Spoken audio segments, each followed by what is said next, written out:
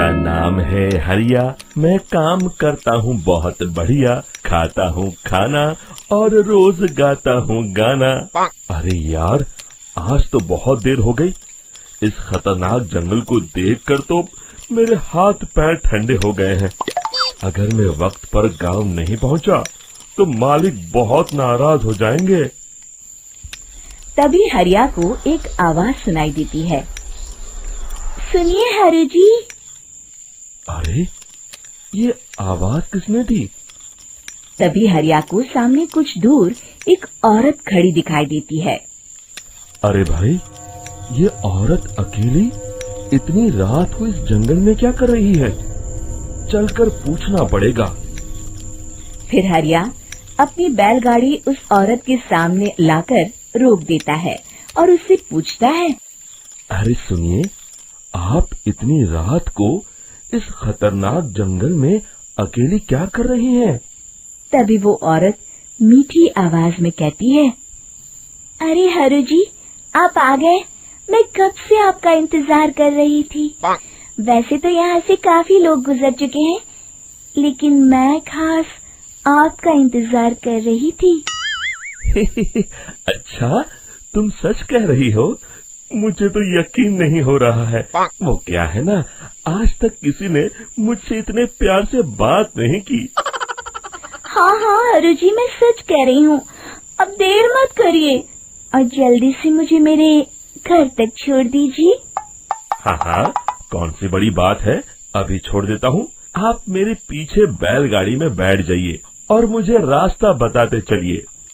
फिर वो औरत हरिया की बैलगाड़ी में बैठ जाती है और हरिया बैलगाड़ी हाँकता हुआ आगे चल पड़ता है। फिर उस औरत के बताए हुए रास्ते पर चलते चलते हरिया बैलगाड़ी लेकर एक काली गुफा के आगे आकर रुक जाता है। हरिया उस औरत से पूछता है। हाँ देवी जी, आपका घर कहाँ है? यहाँ तो एक गुफा के अलावा और कुछ नहीं है। तभी अचानक वो औरत हवा में उड़ने लगती है। देखते ही देखते उसका सुंदर रूप एक डरावनी चुड़ैल में बदल जाता है और वो जोर जोर से हंसती है। अरे तू तो एक नंबर का बेवकूफ निकला। तू तो बड़ी आसानी से मेरी बातों में आ गया। अरे मर गया रे, ये तो एक चुड़ैल है। हे भगवान बचा ले, ये तो बड़ी डरावनी दिखाई दे रही है। और फिर अगले ही पल हरिया की बैलगाड़ी में रखा सारा सामान हवा में उड़ता हुआ उस काली गुफा के अंदर चला जाता है और वो चुड़ैल भी उस गुफा के अंदर जाकर कहीं गायब हो जाती है। हरिया ये नजारा देख बुरी तरह घबरा और परेशान हो जाता है। अरे, ये चुड़ैल तो मेरा सारा सामान लेकर गुफा में गायब हो गई। अब क्या होगा? अगर मैं गांव खाली हाथ गया तो मालिक मेरी अच्छी खबर लेंगे। मेरी इस बात का कोई यकीन भी नहीं करेगा। फिर आखिर वही हुआ। हरिया के मालिक चंपक सेठ को हरिया की किसी भी बात पर रत्ती भर भी यकीन नहीं हुआ। चंपक सेठ को लगा हरिया झूठ बोल रहा है और उसने ही लालच में आकर सारा सामान हड़प कर लिया है। फिर हरिया को बेईमान समझकर चंपक सेठ उसे काम से निकाल देता है। अगले दिन अपनी दुकान में परेशान बैठा चंपक सेठ गुस्से में बड़बड़ाता है। अरे, दुकान में तो सामान बिल्कुल भी नहीं है। अब मुझे ही शहर जाकर सामान लाना होगा। फिर वो अपनी बैलगाड़ी लेकर शहर चला जाता है। शहर से सामान लेकर जब चंपक सेठ वापस गांव लौट रहा होता है, तभी उसे एक आवाज सुनाई देती है। चंपक जी, ओ चंपक जी। अरे, ये तो कोई मेरा नाम लेकर मुझे पुकार रहा है। फिर उस रास्ते में वही औरत खड़ी दिखाई देती है।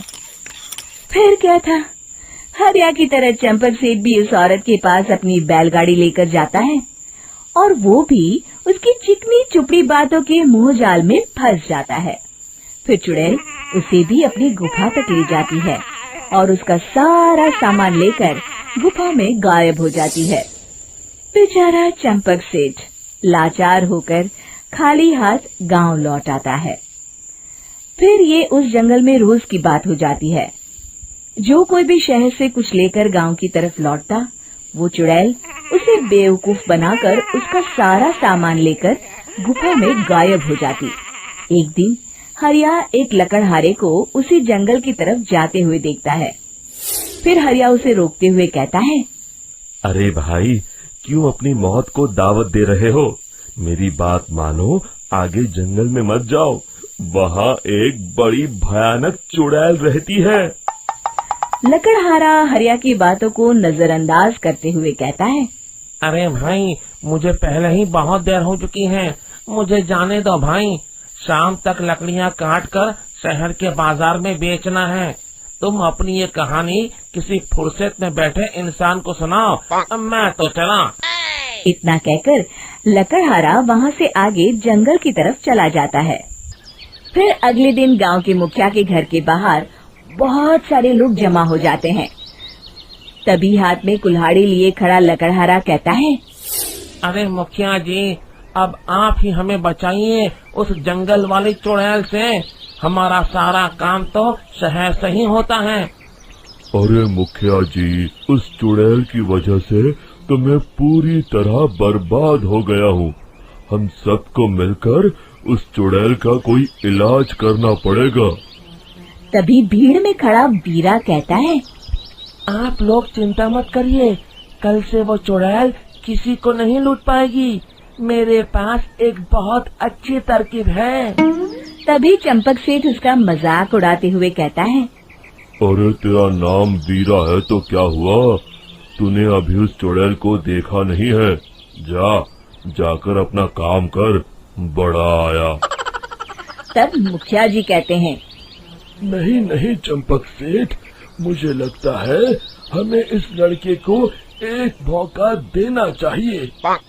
फिर सभी गांव वाले मुखिया जी की बातों से सहमत हो जाते हैं और वीरा शाम को एक बैलगाड़ी में कुछ सामान लादकर उस जंगल की ओर चल देता है। वीरा, ओ वीरा, कहाँ जा रहा है?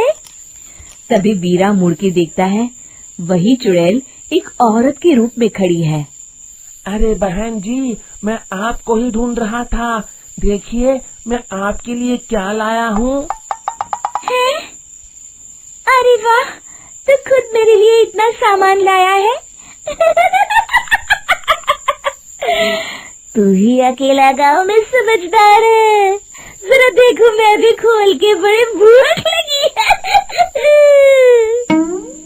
जैसे ही चुड़ैल उस सामान पर से कपड़ा हटाती है, एक भगवान शिव की तेज रोशनी उसके अंदर मूर्ति से निकलती है और चुड़ैल अपने असली रूप में आकर जलने लगती है। अरे मैं जल रही हूँ, बचाओ! बचाओ! ओम नमः शिवाय, मर गई मैं! देखते ही देखते वो चुड़ैल राख के साथ उड़ जाती है और सभी गांव वाले भी वहां जाते हैं। शिक्षा बुराई पे सदा अच्छाई की ही जीत होती है।